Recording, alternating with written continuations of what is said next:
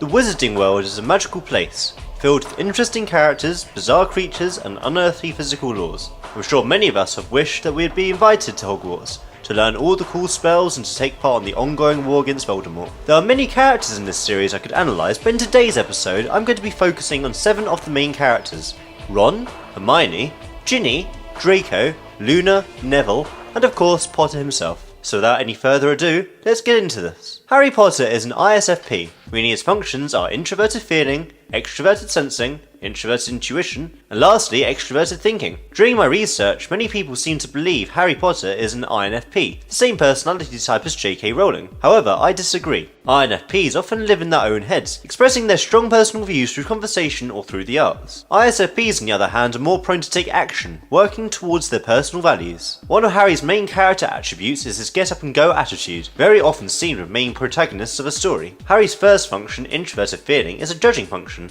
primarily focused on assessing the world based on the individual's personal beliefs. Harry is a highly motivated person who does anything in his power to help others and stand up for what he believes in. Part of his moral code includes not killing anyone or anything. Even those who have wronged or betrayed him, such as Peter Pettigrew, Harry is determined to let him live. Even during his final fight with Voldemort, he never uses the killing curse, but simply uses the disarmament spell, making Harry technically guilty of manslaughter rather than murder. The most admirable quality Harry has is his selfless desire to put all others, particularly his close friends, above himself. He believes that being the chosen one, he should be the only one to deal with the inevitable burdens with such a role, and feels extremely guilty if his friends get injured, believing it's his responsibility. His second function, Extroverted Sensing, is a perceiving function, which primarily focuses on the immediate sensory data and acting in a way to make use of one's surroundings. Harry isn't a long-term planner, and prefers to react in the moment no matter what the situation he is thrown into. This SC helps him motivate other people, causing many people to admire him. This is very apparent when he was running Dumbledore's army, a group of young wizards Harry was training because he believed Umbridge was harming the school. An example of his SC and FI in play. His SC though can often be his downfall, however, rushing in without thinking about future consequences. Voldemort often uses his character trait to his advantage, such as manipulating Harry's visions of him, knowing that he would act in a certain way. Harry's third function is Introversive Intuition, a perceiving function based on analysing patterns and looking towards the future. Thanks to Harry's SE, Harry is very in tune with his environment and thus notices patterns fairly easily. This in turn leads him to start investigating certain hunches he gets about people, such as Draco and Snape in the Half-Blood Prince. Being a subjective function, however, there is the possibility that Harry is completely wrong, such as his views of Dumbledore in the final book. His NI also helps Harry stay focused working towards a goal, never losing track on his mission to end Voldemort. Harry's last function is Extroverted Thinking, a judging function which is focused on using logic to form arguments and viewpoints. Harry is a pretty unorganised fellow, and generally lets his emotions guide him. This is why Hermione compliments Harry so well. Harry's TE does improve as the series progresses, however, probably due to Hermione's influence and his responsibility of leading Dumbledore's army. Moving on, we have Ron Weasley, an ESFP. This is the sister type to the ISFP, and probably a large reason why Ron and Harry are such great friends. An ESFP's function order goes Extroverted Sensing, Introverted Feeling, Extroverted Thinking, and lastly Introversive Intuition. Ron's first function, Extroverted Sensing, causes Ron to live very much in the moment, even more so than Harry. This, along with his FI, has led to Ron behaving quite hedonistically, disregarding his studies and preferring to play Quidditch, or just hang out with his friends. Ron is a pretty impatient guy, and will often act without thinking. This causes Ron and his friends to get in quite a lot of trouble, and more than once. However, on the other side, this trait has come pretty useful, jumping in quickly to save Harry or Hermione's life. In Ron's ideal world, he wouldn't have to deal with school or Voldemort, would rather just have a good time with his friends. Even though this isn't the case, Ron still remains a loyal friend and son, and does everything he can to help those in need. This ties closely to his second function, Introverted Feeling. Like Harry, Ron believes in a way which is true to his emotions. This has led him to have a very protective nature, such as when he tries to hex Snape after the teacher insulted Hermione. As stated before, Ron is very in tune with how he feels about things and thus behaves in a way to make sure he feels right at all times. This has caused conflict with many other characters though. Since Ron primarily cares about how he feels about things, he often neglects to think about how other people might feel about things. His long-time feud with Harry in the Goblet of Fire, fueled by his jealousy, is a great example of this. along with his arguments with Hermione in Half-Blood Prince, and how he couldn't understand Cho's feelings of grief after Cedric Diggory's death. His third function is extroverted thinking. Although not the brightest spark generally speaking, Ron is pretty decisive and good at leading others if the need arises. His TE makes him unafraid to speak his opinion and stand up to others, and thus protect Harry whenever other students ridicule or try to bully him. At the same time, Ron is a pretty unorganised guy, and if Hermione wasn't there, Voldemort would have taken Ron and Harry down a long time ago. Ron's last function, Introverted Intuition, is pretty underdeveloped, being very tunnel-visioned and prone to form strange paranoid views on people or situations. As stated before, Introverted Intuition is a subjective function. That means he can be wrong sometimes. This is often the case with Ron. He makes the assumption that Harry entered the Triwizard Tournament. He thought Hermione's cat ate his rat, and became overly invested into his sister's romantic affairs. Each time, this has caused Ron to become hostile to those he has hunches about, and thus damaging his relationships with those people. Ron's NI does come into use now and again, however, such as immediately knowing to follow the Deluminator's trail and his strange talent for chess. Thirdly, we have Hermione Granger, an ESTJ, meaning her function order goes Extroverted Thinking, Introverted Sensing, Extroverted Intuition, and lastly Introversive Feeling. Harry, Ron and Hermione all have the same judging function, which is probably why they all get along so well, and why they have such great teamwork. Hermione's first function, TE, causes her to be the brains of the trio, loving to organise and order things and to correct Harry or Ron whenever they make a mistake. Her love for order is almost obsessive, creating homework charts and study plans for not only herself but also for Harry and Ron. Her high TE makes Hermione pretty outspoken as well, which at times can make her bossy and overbearing. Not letting her emotions and personal values get in the way, she makes all of her decisions pragmatically, which often puts her at odds with her two friends. This quality, however, has led her to be able to follow through with some very hard decisions, such as wiping her parents' memories of her. Her upfront attitude as well keeps Harry and Ron in line, and helps with her duties as a prefect. Her second function, Introverted Sensing, is a judging function, primarily focused on recording information and recording said information when needed. Those with SI are often fans of order and routine, and a lifestyle without too many changes. Hermione throughout the first few books is seen as a goody two-shoes, hating Harry and Ron whenever they break the rules. She enjoys tradition and puts her faith into knowledge which she has read or done research into. Her high SI also helps her recall information fairly easily, quickly bringing up any fact she knows if she thinks it will be useful.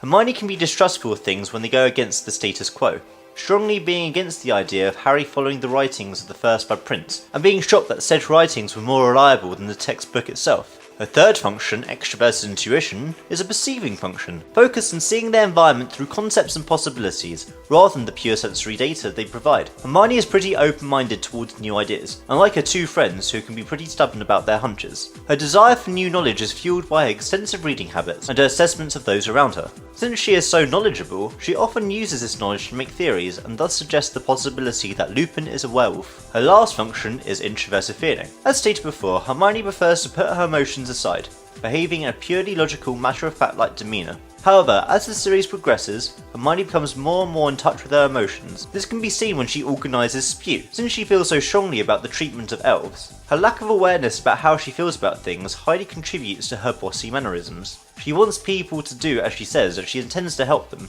but she doesn't understand why people reject her. By the last book, Hermione is a very passionate young woman who stands up for whatever she believes and stops disregarding her emotions as irrational. Next up, we have Ron's sister and Harry's love interest, Ginny Weasley, who is an ESTP. This means that her functions are Extroverted Sensing, Introversive Thinking, Extroversive Feeling, and lastly Extroverted Intuition. This also means that her dominant and last functions are the same as her brother's. It seems Harry likes people with this temperament. Ginny's first function allows her to be very in tune with her environment and quickly react to things, which caused her tomboyish behaviour in her early years. Like her brother and Harry, Ginny is a very talented Quidditch player and enjoys the sport immensely. Just like Harry and Ron, however, Ginny may rush into things without thinking about future consequences, but thanks to her second function, this doesn't happen nearly as frequently. Her second function, Introversive Thinking, is a judging function which is primarily focused on analysing the world and categorising information based on what makes sense. Ginny is a natural-born cynic, questioning any information given to her, but at the same time is open to new information and may use that information to make a decision based on her subjective logic. Her TI and FE allows Ginny to understand other people's emotions fairly easily, and thus tries her best to resolve conflicts between her family or her friends. Extroverted Feeling is a judging function, which is primarily focused on social harmony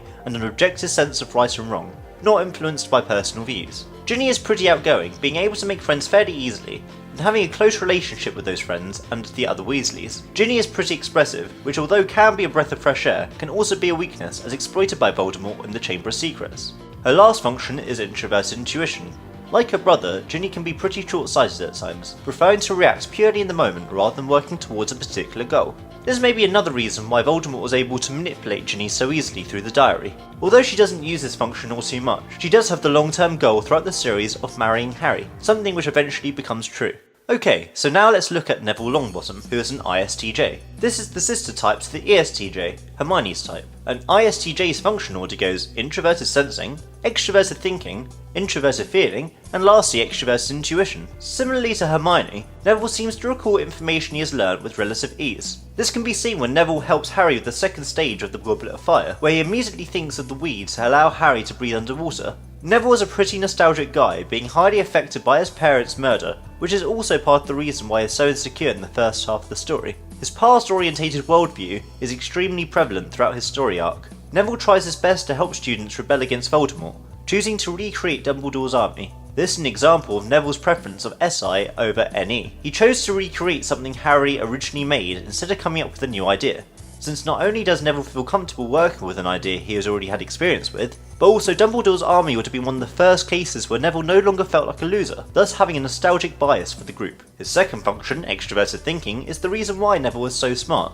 even if it isn't overly apparent. He is one of the finest herbology students and eventually became a professor at Hogwarts during his later years. Once again, regarding Dumbledore's army, Neville's TE allowed him to organise the group in an efficient manner, and managed it in the safest way possible while still achieving results. His third function is Introversive Feeling. In the early books, Neville struggled with how he felt internally, but by the end of the series, Neville has a quiet confidence which helps him stay grounded in times of stress, taking great pride in his school and passionately turning down Voldemort's offer to join the Death Eaters. Like many FI users, Neville chooses to keep his feelings to himself, using it as fuel towards action. His last function, Extroverted Intuition, is his least used function. As stated before, Neville seems to be good at remembering ideas, but not so much coming up with original ones, such as Dumbledore's army and the use of gillyweed. His lack of NE may also be part of the reason he has found it so difficult to get over his parents' murder, since he is so focused in the past rather than what could be. Next is Luna Lovegood, who is an INTP. I've heard a lot of people type her as an INFP, however I do not think this is the case. INFPs have strong personal values, whilst Luna is pretty nonchalant about most things. She may have bizarre beliefs, but those beliefs aren't ethical or emotional, but rather facts of life, and thus introverted thinking is a far better fit, since it's based on subjective logic, not emotion.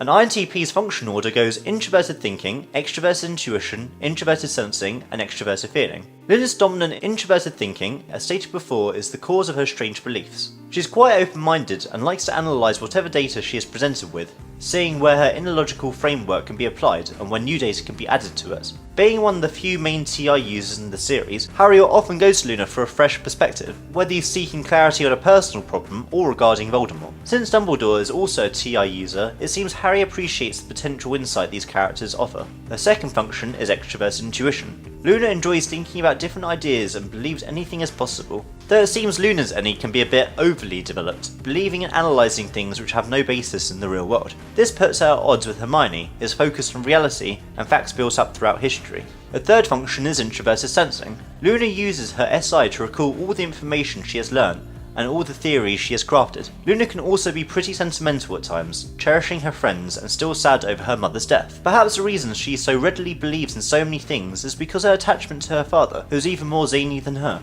Her last function is Extroversive Feeling. Luna often has trouble expressing herself, seemingly being unfazed by the events going on around her. Her dreamy, emotionless personality is largely why people call her crazy. At the same time, Luna seems very adept at reading and understanding other people's emotions, using that insight to help others gain a greater understanding. Her FE may also be the reason why she desires to help her friends so much, and also why she cares about the magical animals, eventually becoming a magical zoologist.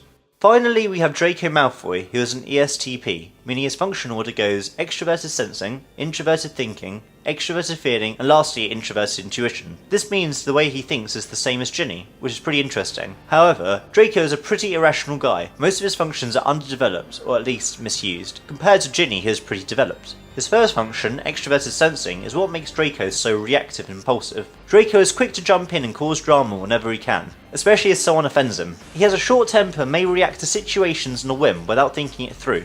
On the other hand, like Ron and Harry, Draco is a talented Quidditch player and uses this function to help him stay focused on the game. His second function is Introversive Thinking, meaning Draco prefers his own subjective sense of logic rather than objective facts. In his mind, mudbloods and muggles are genetically inferior, and thus he has the right to look down upon them. Needless to say, his logic is pretty faulty, and it contributes to his poor decision making. Draco can be seen using this function a lot more in times of stress, such as in the Half-Blood Prince where he is tasked to kill Dumbledore.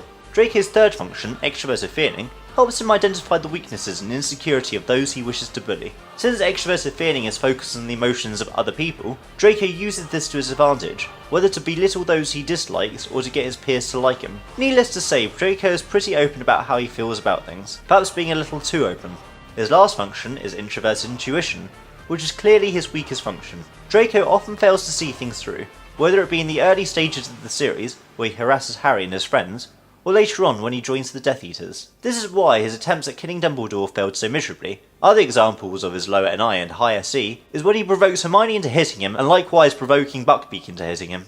As for personality disorders, I try to avoid it this episode since most of these are under the age of 18 and therefore don't really fit the specifications. However, if I were to type them, Harry has a form of PTSD, often having visions of his parents' death. Hermione may have a form of obsessive compulsive disorder. Neville may have depression in the early books and may also suffer from post-traumatic stress disorder. Luna may have schizotypal personality disorder, or maybe just schizoid, maybe a mixture of both, I'm not too sure. And finally, Draco has narcissistic personality disorder. That's it for this episode. I'll be doing more Harry Potter episodes in the future. Let me know if you want me to analyse the teachers or the Death Eaters next. Thank you for watching, and I'll see you next time.